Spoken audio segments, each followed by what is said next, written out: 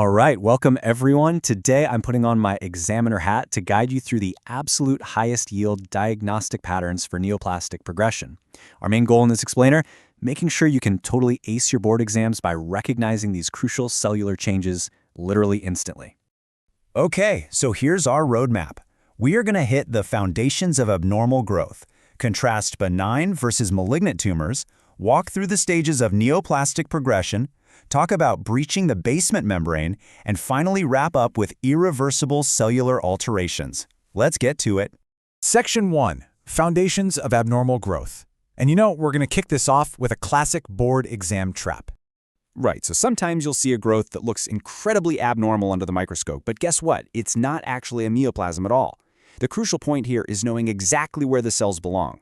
If you're looking at cells that are native to an organ, but they're just growing in this disorganized, messy mass, well, that's a hamartoma. But if you have completely normal-looking cells that are utterly lost, growing in the wrong organ entirely, then you're dealing with a choristoma. Remember, neither of these are true neoplasms. They are malformations.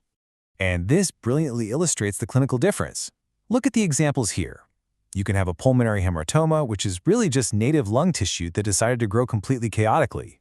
Contrast that with a pancreatic choristoma, where you've got perfectly normal pancreatic cells just hanging out, growing ectopically inside the stomach or liver. Okay, let's test this out with a quick clinical case. So a patient presents with endometrial tissue actively growing outside the uterus. Is this a hamartoma or a choristoma? Take a second to think about our definitions. Because endometriosis features normal tissue that's been displaced to another organ, it acts aggressively, kind of like cancer, but it isn't. It is a classic choristoma. Moving right along to Section 2, benign versus malignant tumors. Let's see how this builds when we actually compare true growths. Just take a look at the stark visual contrast we have here. On the left, we have a benign leiomyoma in the uterus. Notice how it's this small, well-demarcated mass that expands cohesively. But then look at the right. The malignant leiomyosarcoma is poorly demarcated, it's wildly invasive, and you can even see dark areas of hemorrhage and necrosis. You absolutely must memorize these dichotomies for the exam. Basically, benign tumors are typically encapsulated, they grow slowly by local expansion, and crucially, they do not metastasize.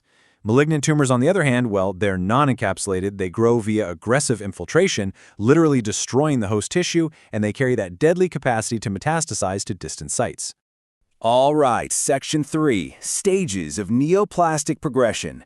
Let's map out the exact timeline of a cell's tragic progression. Every single board exam is going to test your ability to sequence these 5 steps: normal, hyperplasia, dysplasia, carcinoma in situ, and finally invasive carcinoma.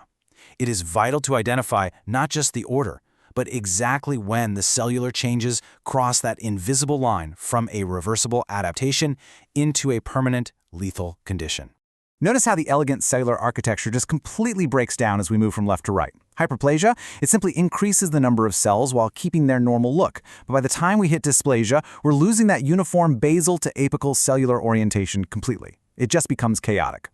Now, before a cell becomes dysplastic, it might try to adapt. And this brings us to metaplasia.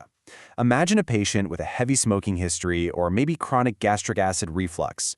Their tissue adapts to that constant irritation by swapping out one mature cell type for another. A really classic USMLE scenario is Barrett's esophagus, where stratified squamous epithelium is replaced by simple columnar cells just to survive the stomach acid. Let's do a quick board check practice scenario. Say a biopsy shows increased cell numbers, but completely normal histology otherwise. Are we looking at dysplasia or hyperplasia?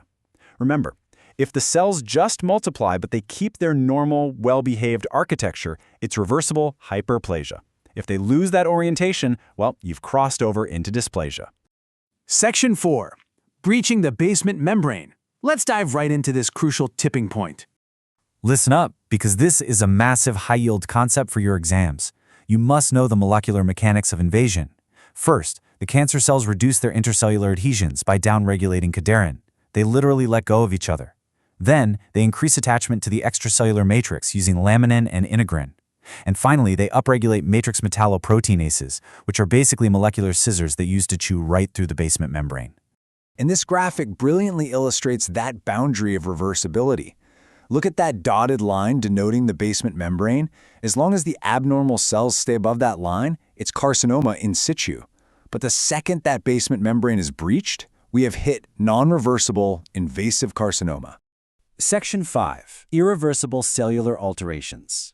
Let's wrap up with the specific histological features you need to know. So anaplasia is your absolute red flag for a malignant neoplasm. It represents a total, complete lack of differentiation. When you're looking at pathology, you want to search for bizarre pleomorphism, which basically means wildly variable cell shapes and sizes, and a massive 1-to-1 nucleus to cytoplasm ratio. The cells essentially look like giant, angry nuclei. You can visually confirm exactly what we just discussed by following the black arrows here. You're looking at disorganized chromatid separation, bizarre giant tumor cells, and deeply staining hyperchromatic nuclei. This tissue has completely lost its identity. It's gone. Just a quick warning here. Do not confuse these two plasias on test day. Anaplasia describes the undifferentiated, mutated cancer cells themselves. Desmoplasia, on the other hand, is the body's structural, fibrous reaction to the tumor. It's that dense, scar-like connective tissue that forms around an invasive cancer. I want you to take a mental screenshot of this summary table right now. Knowing exactly which side of the reversibility line your patient's pathology falls on is the absolute key to diagnostic reasoning. Here's a quick mnemonic for you. HDM, hyperplasia, dysplasia, metaplasia. Those give you a chance to intervene in reverse. But once you hit the CIA, carcinoma in situ, invasive carcinoma, anaplasia, those changes are permanent. All right, so we've reached the end of the line for the primary tumor. But as the tumor breaches the blood vessels and begins to metastasize, it leaves us with a critical question for your next clinical rotation. Once these rogue cells are circulating in the bloodstream, how exactly do they choose their new metastatic home? Think about that as you review your notes, and I'll catch you in our next explainer.